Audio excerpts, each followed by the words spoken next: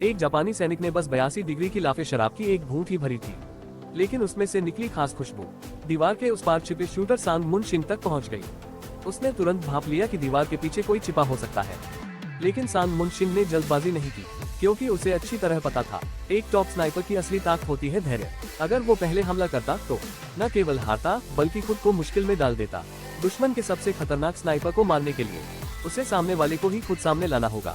इसलिए उसने जानबूझकर एक छोटा पत्थर फेंका ताकि जापानी सैनिक बाहर निकल कर देखे। उसे शक तो हुआ कि ये चाल हो सकती है, लेकिन फिर भी वो जांचने चला गया। उसे क्या पता था कि सांग मुन शिन चुपके से उसके पीछे घूम चुका है।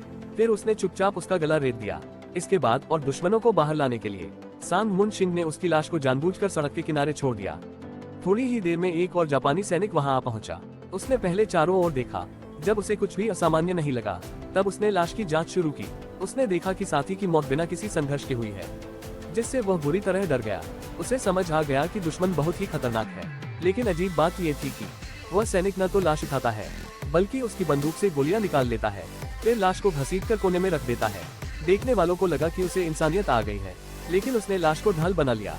ये नजारा सांग मुन शिन की नजर में आ गया।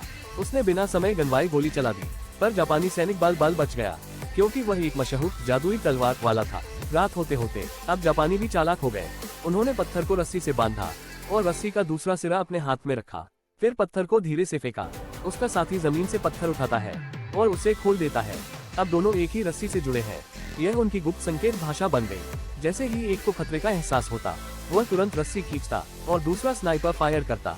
इस तरह दुश्मन को मारे बिना खुद को उजागर नहीं करते। लेकिन यह चाल भी सांग मुन शिन की नजर से नहीं बची। उसने खुद को जापानी सैनिक बनाकर दुश्मन की सेना में घुसा लिया, ताकि दुश्मन के टॉप स्नाइपर को जड़ से मिटा सके। फिर उसने ट्रिगर दबाया और फिसलते हुए दुश्मन को मार गिराया। दूसरे को कुछ समझ ही नहीं आया और सांग मुन शिन ने दूसरी गोली चला दी।